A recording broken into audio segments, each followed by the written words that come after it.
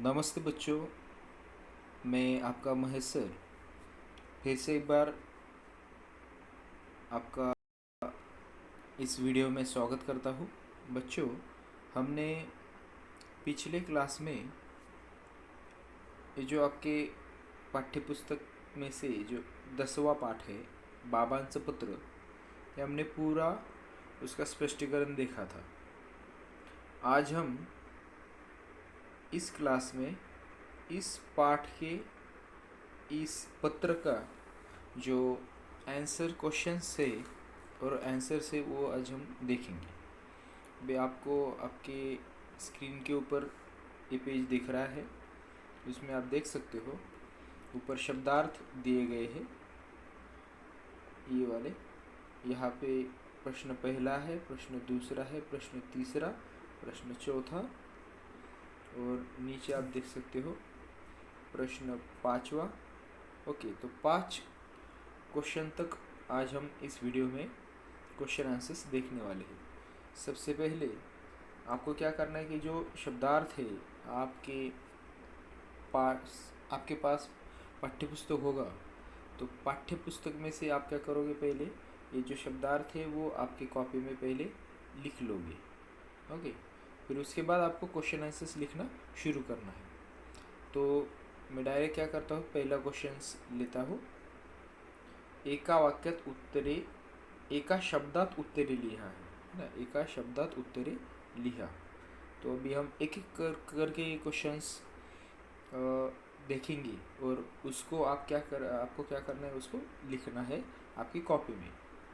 तो पहला क्वेश्चन आपके स्क्रीन के ऊपर आपको दिख रहा है। प्रश्न पहला, एका शब्दात उत्तरे लिहा।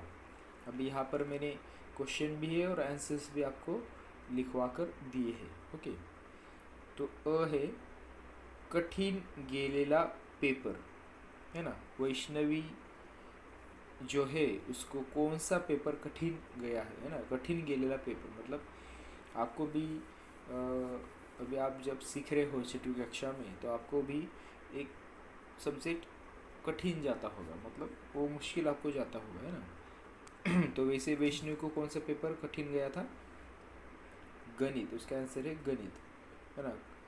कठीण गेलेला पेपर, कठीण गेलेला पेपर गणित। दूसरा है वैष्णवीला पत्र लिहिणारे बाबा, ना। वैष्णवीला पत्र लिहिणारे बाबा। ई है परीक्षेतील गुणांपेक्षा महत्त्वाचे गुण आंतरिक गुण, है ना। परीक्षेतील गुणांपेक्षा महत्त्वाचे गुण आंतरिक गुण, है ना। आप क्या करते हो कि एग्ज़ाम के लिए सिर्फ पढ़ते हो, पर ऐसे नहीं होना चाहिए। पढ़ने का मतलब ये है कि आपका जो सर्वांगीण विकास है वो होना चाहिए, आप अच्छे इंसान बनने चाहिए। यही पढ़ाई के पीछे मकसद होता है ना। सिर्फ मार्क्स आपको एग्ज़ाम में, आपने एग्ज़ाम दी और मार्क्स आपको मिल गए तो आप अच्छे बन गए, ऐसे नहीं हो सकता। तो शिक्षा का असली मतलब है कि आप अच्छा इंसान बनो, पढ़ लिख कर एक अच्छा इंसान बनो, ये हमारा उद्देश्य होता है। परीक्षेतील गुणांपेक्षा महत्त्वाचे गुण आंतरिक गुण। ओके, उसके बाद ई है वैष्णवीसाठी बाबा आणणार असलेला खाऊ, पुस्तकांचा खाऊ, है ना। बाबा वैष्णवी को क्या लेकर देने वाले हैं, बुक्स लेकर देने वाले ना, पुस्तकांचा खाऊ, है ना। जो खाऊ लाने वाले हैं, क्या लाने वाले, पुस्तक, अलग अलग प्रकार के बुक्स वो उसके लिए लाने वाले हैं। उसके बाद है क्वेश्चन दूसरा, एका वाक्यात उत्तरे लिहा। ये देखो प्रश्न दूसरा, एका वाक्यात उत्तरे लिहा। अभी आपको भी आप में ऐसे जैसे मैंने क्वेश्चन और आंसर लिखा है वैसे ही आपको आपकी कॉपी में लिखना है। इसमें पहला है आईने दूरध्वनीवरून, दूरध्वनीवरून मतलब पहले क्या आता था, लैंडलाइन आते थे, है ना। बाबांना कोणता निरोप दिला। आईने दूरध्वनीवरून बाबांना कोणता निरोप दिला मतलब आई ने फ़ोन के ऊपर वैष्णवी के पापा को क्या बताया, क्या मैसेज दिया। निरोप मतलब मैसेज दिया है ना, क्या निरोप, कोणता निरोप दिला। तो उसका आंसर है उत्तर, आईने दूरध्वनीवरून बाबांना सांगितले की वैष्णवीला 6 माहीचा गणिताचा पेपर कठीण गेल्यामुळे ती फार निराश झाली व रडतही होती, है ना। अभी आपके दिवाली के पहले फर्स्ट टर्म एग्ज़ाम हुई है, तो आपको भी ऐसा अनुभव आया होगा। अभी तो इस साल जो एग्ज़ाम है वो ऑनलाइन ही हुई है, इसलिए आपको ज़्यादा मुश्किलों का सामना नहीं करना पड़ रहा। पर जब आप स्कूल में थे या फिर अभी जब स्कूल खुलेगा तब आपकी एग्ज़ाम होगी, है ना। और जो बच्चे पढ़ाई नहीं करते हैं या फिर कम पढ़ाई करते हैं, तो क्या होता है, उनको एग्ज़ाम में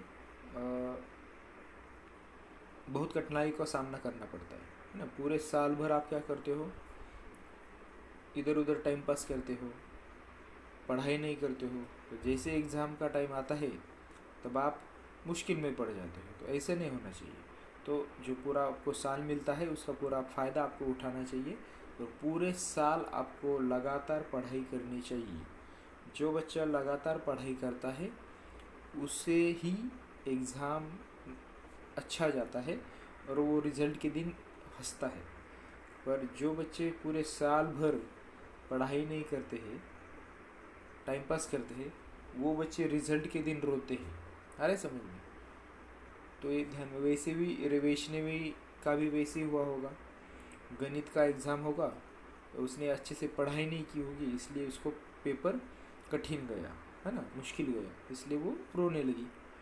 तो आईने दूरध्वनीवरून बाबांना कोणता निरोप दिला। आईने दूरध्वनीवरून बाबांना सांगितले की वैष्णवीला 6 माहीचा गणिताचा पेपर कठीण गेल्यामुळे ती फार निराश झाली व रडतही होती। ये आई ने बाबा को फ़ोन पर बताया। दूसरा क्वेश्चन है आ,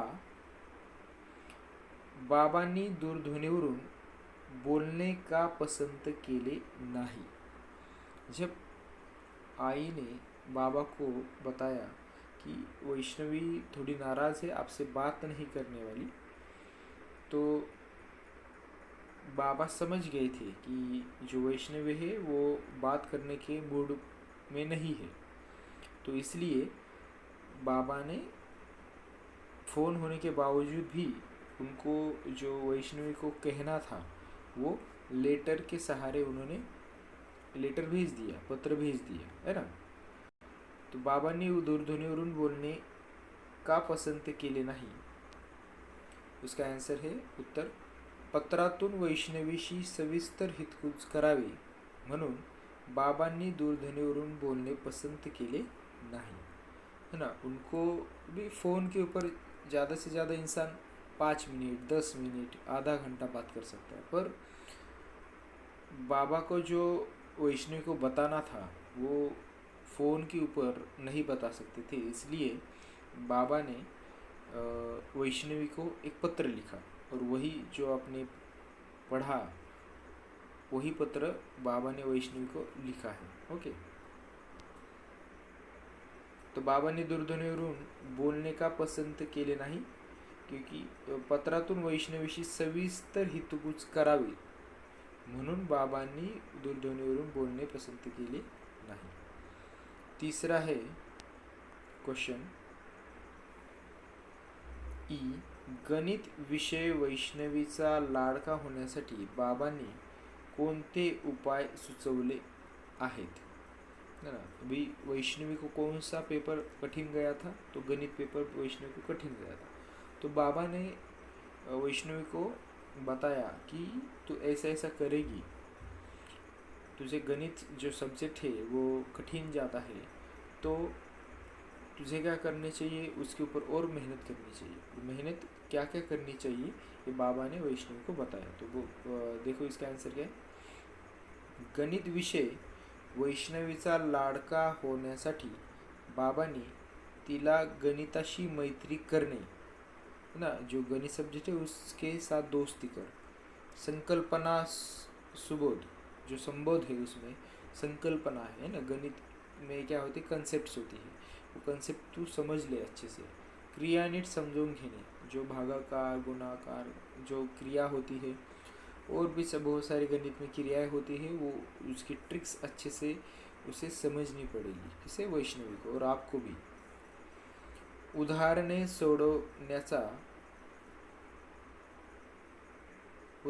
सोडवण्याचा चांगला सराव करणे हे उपाय सुचवले आहेत। अभी गणित जो पेपर होता है उसकी पढ़ाई भी आपको, बहुत सारे बच्चों को गणित ये सब्जेक्ट कठिन जाता होगा, तो गणित के लिए एक ही पर्याय है, प्रैक्टिस करो।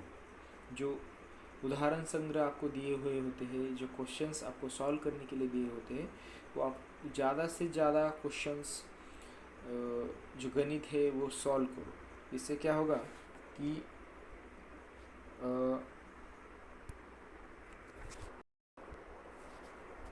आपको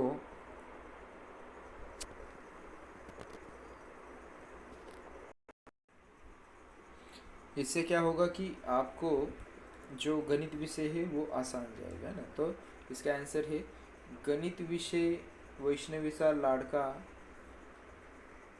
होण्यासाठी बाबांनी कोणते उपाय सुचवले आहेत? गणित विषय वैष्णवीचा लाडका होण्यासाठी बाबांनी गणिताशी मैत्री करणे, संकल्पना सुबोध क्रिया नीट समजून घेणे व उदाहरणे सोडवण्याचा चांगला सराव करणे हे उपाय सुचवले आहेत, है ना, बाबांनी वैष्णवी को। उसके बाद तीसरा जो क्वेश्चन है वो हम देखेंगे यहाँ पे। क्वेश्चन तीसरा, अभी आपको एक राउंड दिया है, एक सर्कल दिया है और उसके अंदर भी एक छोटा सा सर्कल है। उसके अंदर एक छोटे तीन जो वर्ड्स है वो वर्ड्स आपको दिए हैं और उसके समानार्थी शब्द आपको लिखने हैं ना। खालील शब्दांचे समानार्थी शब्द लिहा। पहला है नृत्य, नृत्य का समानार्थी शब्द है नाच। आपको भी कॉपी में ऐसे ही बनाना है और इसके समानार्थी शब्द लिखने हैं। इसका समानार्थी यहाँ पर है, सुंदर का यहाँ पर लिखना है, अवगढ़ का यहाँ पर और उशिर का यहाँ पर। ओके, तो पहला है नृत्य, उसका समानार्थी शब्द है नाच। दूसरा वर्ड है सुंदर, उसका समानार्थी शब्द है सुरेख। तीसरा वर्ड है अवघड़, उसका समानार्थी शब्द है कठिन। उसके बाद है उशीर, विलंब। ओके, ये आपको समानार्थी शब्द आपकी कॉपी में आपको ऐसे ही लिखने हैं। उसके बाद है चौथा क्वेश्चन, खालील शब्दांचे विरुद्धार्थी शब्द लिहा। आपको क्या करना है, विरुद्धार्थी शब्द लिखने हैं। कठिन सोपे, मैत्री वैर, अपयश यश, गुण अवघड़। ओके, ये क्या है, विरुद्धार्थी शब्द है। आप आपकी कॉपी में ऐसे ही बना के या फिर एक के नीचे एक भी आप क्या कर सकते हो, लिख सकते हो। उसके बाद है पांचवा जो क्वेश्चन है तो आपको दिख रहा है स्क्रीन के ऊपर, प्रश्न पांचवा, उसमें से हम देखेंगे। वैष्णवीच्या अंगी असलेल्या कला, वैष्णवीच्या अंगी असलेल्या कला, गोष्ट सांगणे, चित्रकला, नृत्य कला, है ना। ये तीन कलाओं में वैष्णवी माहिर थी। ओके, वैष्णवीच्या अंगी असलेल्या कला मतलब वो उसको क्या क्या करना अच्छा लगता था। उसे कहानी गोष्ट सांगने मतलब उसको कहानी बताना अच्छा लगता था, चित्र निकालना अच्छा लगता था और नृत्य करना उसे अच्छा लगता था। उसके बाद है इसमें से ही प्रश्न पांचवे में ही आ है, बाबांनी कला जीवन सुंदर, बाबांनी कला जोपासण्याचा आग्रह केला, कारण वो जो कला है उसे संभाल के रखने की जो ओपिनियन है वो बाबा ने वैष्णवी को दी, है ना, सलाह दी बाबा ने वैष्णवी को। क्यों? क्योंकि जो कला है वो जीवन सुंदर करती है, व्यक्तिमत्व फुलवते, गुणांची वाढ करणे ओके। आपके अंदर एक ना एक कला होनी ही चाहिए, है ना। वैष्णव बाबा ने वैष्णव को बताया, और मैं भी आपको बोल रहा हूँ कि आप कितने भी होशियार हो, फिर भी आपके पास एक छोटी सी कला होनी चाहिए। आप चित्रकला में माहिर हो या फिर नृत्य में माहिर हो, है ना। बहुत सारी कलाएं हैं, जीवन सुंदर करती है। तो आपको कोई किसी में आप कोई चीज़ में आप अच्छी कर लेते हो, है ना। तो वो कोई अच्छा गाता होगा, कोई अच्छा डांस करता होगा, है ना। जो आपको पसंद है आपको करना चाहिए, उससे आपका जीवन क्या होता है, सुंदर बनता है। व्यक्तिमत्व फुलवते, है ना। गुणांची वाढ करते, व्यक्तिमत्व फुलवते मतलब आपका जो व्यक्तिमत्व होता है वो अच्छे से आप होते हो। लोगों का देखने का जो नज़रिया है वो आपकी तरफ अलग ही होता है, जो कलाकार लोग होते हैं। अभी आप देखो, आपको जो हीरो हीरोइंस पसंद होते हैं वो भी क्या है, कलाकार है ना। शाहरुख खान, सलमान खान, आप जो जितने भी बहुत सारे कलाकार हैं, अभी नए जो कलाकार हैं, आलिया भट्ट वगैरह, वो भी क्या एक कलाकार है। तो उनकी तरफ देखने का आपका जो नज़रिया है वो अलग है ना। तो ऐसे ही आपके अंदर कोई ना कोई कला होनी ही चाहिए, है ना। व्यक्तिमत्व फुलवते, गुणांची वाढ करती, है ना। आप उससे होशियार भी बन सकते हो। तो आजकल अभी व्हाट्सएप का ज़माना है, फेसबुक का ज़माना है, इंस्टाग्राम का ज़माना है। तो आप आसानी से आपकी जो कला है वो बहुत सारे लोगों तक अचानक वीडियो डालकर, यूट्यूब पर वीडियो डालो, इंस्टाग्राम पर वीडियो डालो, फेसबुक पर वीडियो डालकर आप आपकी जो कला है वो कला सादर कर सकते हो लोगों के सामने। और बहुत सारे लोग वो देखते भी हैं, यूट्यूब देखते हैं, इंस्टाग्राम देखते हैं, फेसबुक देखते हैं, है ना।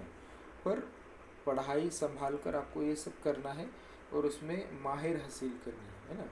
महारियत उसमें हासिल करनी है आपको। आप गाते होंगे अच्छे से, आपको लगता है कि आप अच्छे से गाते हो, तो सीखो, प्रॉपर सीखो, और फिर आपकी जो कला है वो लोगों के सामने पेश करो। ओके। तो ऐसे है, पहले था हमारे ज़माने जब हम छोटे थे तब ज़्यादातर बच्चे डॉक्टर, इंजीनियर ऐसे ही बोलते थे कि मुझे आपको कि कोई टीचर लोगों ने पूछा कि आपको बड़े होकर क्या करना है, तो बहुत सारे बच्चे बोलते थे मुझे डॉक्टर बनना है, मुझे इंजीनियर बनना है, मुझे टीचर बनना है। पर अभी आज के ज़माने में ऐसे नहीं है। आज आप वीडियो एडिटिंग भी अच्छे तरीके से कर सकते हो, उसमें भी आप अच्छा खासा पैसा कमा सकते हो। गायन भी आप अच्छे तरीके से कर सकते हो। इंस्टाग्राम में वीडियोस भी, बहुत सारे वीडियोस आप छोटे छोटे वीडियो बनाकर भी आप सोशल मीडिया पे डाल सकते हो। उससे भी आप आपका करियर बना सकते हो, है ना। चित्रकला है, बहुत सारी कला है, उसमें आप अच्छे से उसको सीख कर आप पैसे कमा सकते हो। और आपकी जो पैशन है, मतलब आपको जो छंद है, आपको जो अच्छा लगता है, वो आपका करियर बन गया, तो उससे बढ़िया बात नहीं हो सकती है। तो इसलिए सभी बच्चों को मेरी सूचना है, या फिर मेरा एक सजेशन है सभी बच्चों को, कि आपके पास कोई ना कोई एक कला होनी चाहिए। वो गायन में आप अच्छे हो, या चित्रकला में अच्छे हो, या फिर कोई एक वादन आप करते हो, मतलब कोई भी एक इंस्ट्रूमेंट हो, जैसे गिटार हो गई, वायलिन हो गया, ये आप, या फिर हारमोनियम हो गई, वो आप अच्छे से बजाते हो। एक ना एक आपके पास कला होनी ही चाहिए। ओके। तो बच्चों, इस क्लास में हमने जो पाठ हमने पढ़ा था, बाबांचं पत्र, इसके क्वेश्चन आंसर्स हमने देखे।